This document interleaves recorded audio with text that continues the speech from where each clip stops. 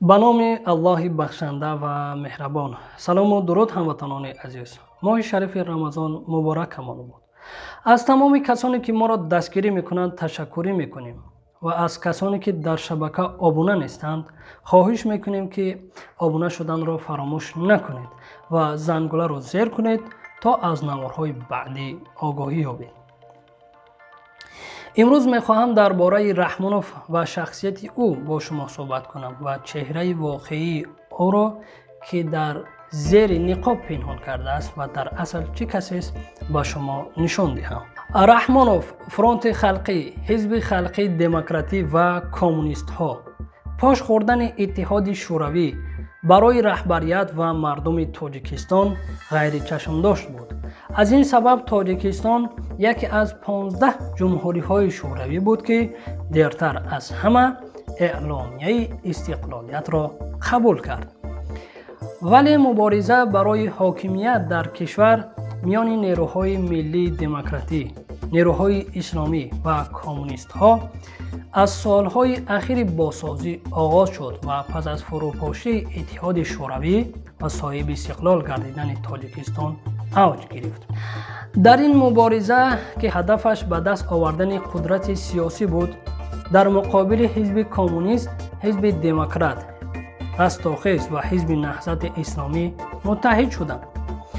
در انتخابات پرزیدنتی سال 1990 حزب کمونیست که تا به حال در کشور نفوذ داشت با راه تقلب پیروز شد و رحمان نبیف رئیس جمهور انتخاب گردید. ولی انتخابات وضعیت سیاسی را باز هم وخیمتر گرداند و در تاجیکستان جنگ شهروندی آغاز گردید.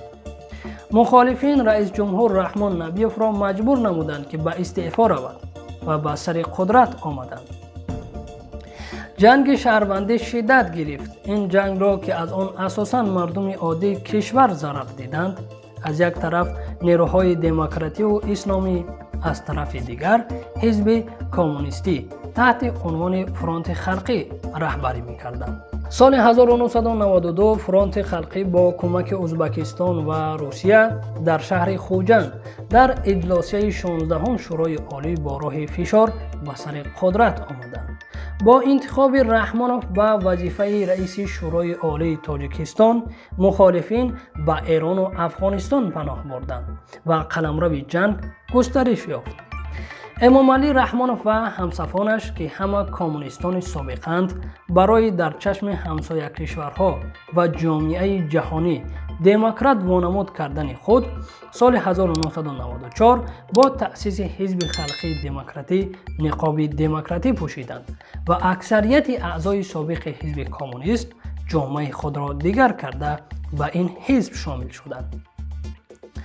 رحمانوف تا به سر قدرت آمدن و مستحکم نمودن نظام دولتداری خود از رهبران و قماندانهای فرانت خلقی که یک قسمشان از بین خلق بودند و برخی هم از عالم جنایی سوء استفاده بود و سپس به نابود کردن آنها پرداخت. او اول سنگک سفرف و فیضعلی سعیدف را از بین برد. سپس سفرعلی کنجیف را کارمندان مقامات امنیت به قتل رسانیدند.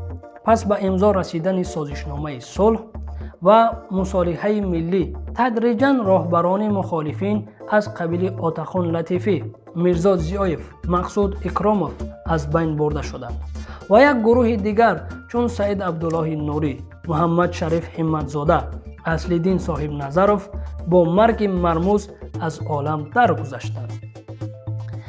رحمانوف بعد از آنکه نهادهای قدرتی را قوی کرد، یعقوب سلیموف و غفار میرزایف را که از بانفوذترین رهبران فرانت خلقی بودند به زندان روان کرد و به دور کردن همصفان حزبیش به مثل عبدالمجید داستیف، محمد سعید عبیداللهیف و دیگران از قدرت پرداخت.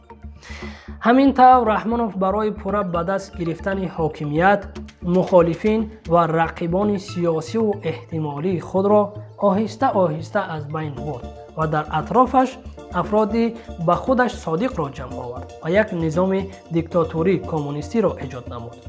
او با تأسیس حزب خلقی دموکراتی گویا خود را دموکرات و طرفدار ارزش‌های دموکراتی وانمود می‌کند. ولی اصولهای حاکمیت در تاجیکستان به مثل زمان شوروی یک حزبی است. در تاجیکستان حاکمیت در دست خانواده رحمانوف و حزب خلقی دموکراتی قرار دارد و دیگر حزبها در حیات سیاسی کشور نفوذ ندارند و حزبهای کیسکی به حساب می روند. این حزبهای دروغین برای صحنه‌سازی‌های سیاسی استفاده می شوند. رحمانوف یگانه حزب مخالف در پارلمان حزب نهضت اسلامی را قسم از رهبرانش را حبس و قسم دیگرش را مجبور کرد که کشور را ترک کنند. حزب دیگر مخالف حزب سوسیال دموکراتی تاجیکستان با هر راه و واسطه از صحنه سیاسی رانده کرده می شود. در تاجیکستان در قریب اکثر شهر و ناحیه ها و کارخانه و مؤسسه ها به مثل زمان شوروی کمیته ها و بخش های حزب خلقی دموکراتی فعالیت می نمایند و صاحب بهترین بناها و شرایط کار و زندگی می باشند. آنها بسیاری از این بناهایی را که از زمان شوروی مانده اند یا اموال حزب کمونیستی تاجیکستان بودند مجبوراً گرفتند. این بناها از حساب مبلغ بودجه تعمیر می شوند. به طور مثال قرارگاه حزب خلقی دموکراتی تاجیکستان که در بنای سابق خانه معارف سیاسی در گذشته بنای حزب کمونیستی تاجیکستان جایگیر شده است، این بنا 2 سال پیش با صرف صدها میلیون سومانی پول بودجه تعمیر گردید. بنای مهمانخانه و طربخانه این مجموعه باشد حالا به خانواده رحمانوف تعلق دارد. حزب خلقی دموکراتی تاجیکستان جلسه و انجمنهای خود را در بهترین بناها برگزار می نماید. در صورتی که به حزب سوسیال دموکرات برگزار نمودن جلسه و انجمنهایش را در بناهای دولتی منع کردند. بار ما شاهد آن شدیم که رحمت الله زائیروف جلسه ریاست حزبش را در خانه‌اش برگزار کرد. به حزب‌های دیگر کیسکی حکومتی هم رحمانوف امکان داده است که بدون اجاره از بناهای دولتی استفاده برند. وظیفه کمیته و بخش‌های حزب خلقی دموکراتی نظارت و تبلیغ سیاست حکومت استبدادی رحمانوف می باشد. در تاجیکستان قریب همه رهبران ولایت و شهر و ناحیه و جماعت و محله و کارخانه و مؤسسه ها اعضای این حزب هستند و همه مؤسسه های تعلیمی و ایجادی و علمی بیشتر به تبلیغ سیاست حکومت کمونیستی دموکراتی رحمانوف مشغولند. در سیرت کمونیست بودن حکومت رحمانوف باز در آن ظاهر می گردد که نشان تاجیکستان نسخه کم تغییر داده نشان تاجیکستان شوروی است. اگر رحمانوف مار پوست کمونیستیش را با مار پوست دموکرات عوض کرده نمیشد و دموکرات اصیل می بود، نشان شهردار را قبول میکرد و یا حداقل از نشان دوره کمونیستی دست میکشید. روز 23 فوریه را به عنوان روز ارتش ملی انتخاب نمودن حکومت رحمانوف نیز گواه این گفته‌هایند.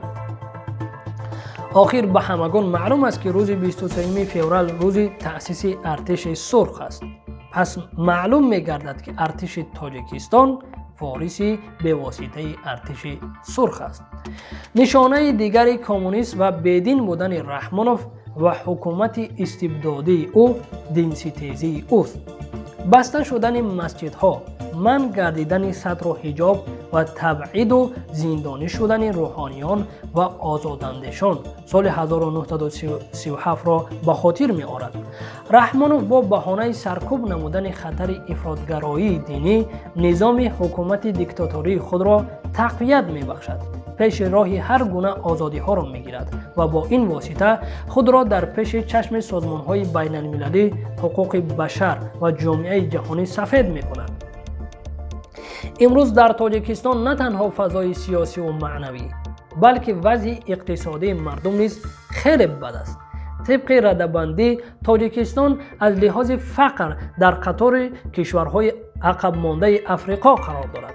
یک تفاوت زمان شوروی از امروز آن است که در زمان شوروی مردم هرچند از آزادی‌های دینی و اجتماعی محروم بودند ولی وضع اقتصادیشان 10 مراتب بهتر بود.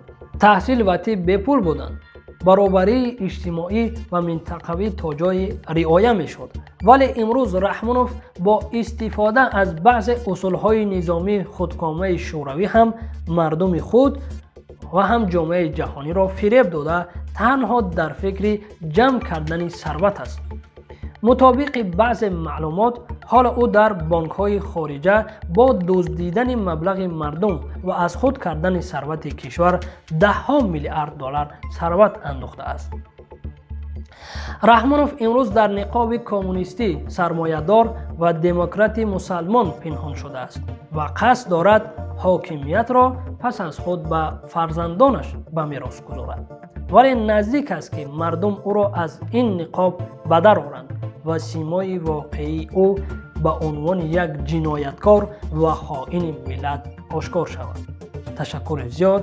худо нигаҳбони мо шумо то наворҳои оянда.